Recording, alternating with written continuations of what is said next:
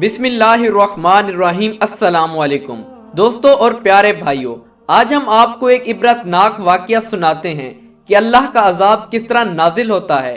اس video میں ہم آپ کو بتائیں گے کہ ایک لڑکی پر اللہ کا عذاب کیسے نازل ہوا، شادی کی رات اور دلہن پہنچی قبر میں۔ دوستوں اور پیارے بھائیوں، اس ویڈیو کو سننے سے پہلے اپنے دلوں کو تھام لیجئے، کیونکہ آج کا واقعہ آپ کے دلوں کو تڑپا دے گا۔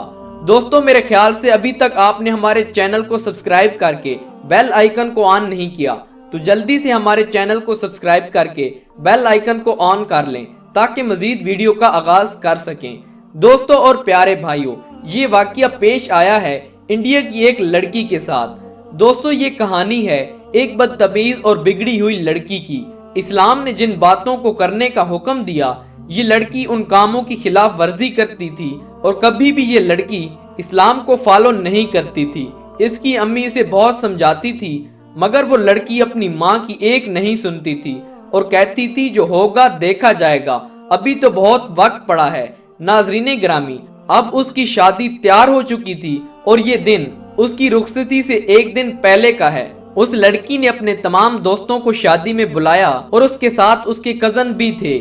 اس عیاش لڑکی نے پروگرام بنایا کہ اب تو میں ایک رشتے کے بندھن میں بندھنے والی ہوں، اور شادی کے بعد یہ سب مناسب نہیں ہوگا کہ ہم فریلی ایک دوسرے کے ساتھ مل سکیں اور بیٹھ سکیں، تو آج کی رات کو ہم یادگار رات بنائیں گے۔ اس رات کو ہم خوب مستی میں گزاریں گے اور جو ممکن ہوگا وہ سب اس رات کو کریں گے۔ دوستو، شام کے بعد اس کے نازک ہاتھوں پر مہندی لگ چکی تھی۔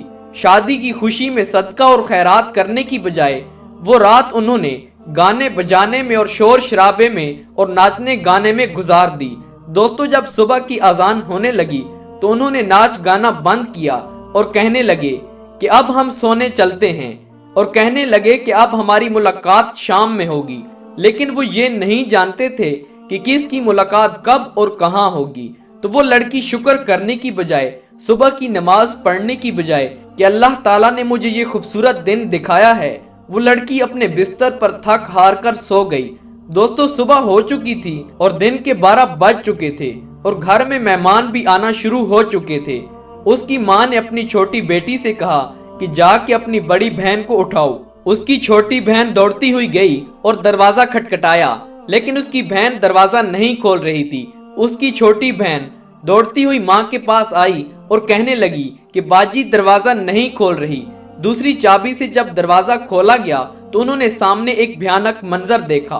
وہ لڑکی بستر کے اوپر زمین کی طرف نیچے لٹکی ہوئی پڑی تھی۔ اس کے گھر والے بھاگتے ہوئے اس کے پاس گئے اور اسے اٹھانے لگے، اور جب اسے ہلانے لگے تو ان سب کی چیخیں نکل گئی، کیونکہ وہ عیاش لڑکی ہمیشہ کے لیے سو چکی تھی۔ ناظرین گرامی، جہاں پر ابھی شبیانے بج رہے تھے اور خوشی کے گیت گائے جا رہے تھے، وہیں پر اسی وقت اب آنسو بہ رہے تھے۔ شام کو اس کی ڈولی اٹھنی تھی، مگر اس بد نصیب کو جنازے کی ڈولی میں سوار کر دیا گیا۔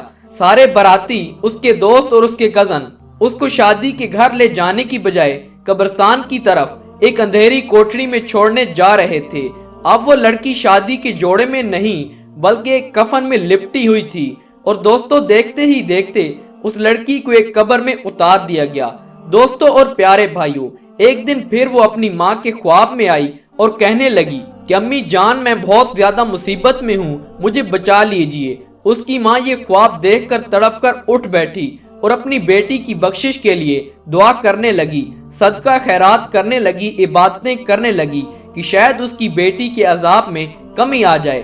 دوستوں اور پیارے بھائیوں، اسی لیے موت کا کوئی وقت مقرر نہیں، اس لیے اپنے آپ کو ہر وقت اللہ تعالیٰ کی عبادت میں مشغول رکھیں، نہ کہ گانے بجانے اور بے حرمتی کے کاموں میں۔ اور دوستو، آخر میں دعا ہے کہ اللہ تعالیٰ ہم سب کو ایمان کی حالت میں موت نصیب فرمائے اور ہم سب کی بخشش فرمائے اور ہمیں نیک کام کرنے کی توفیق عطا فرمائے۔ جزاک اللہ۔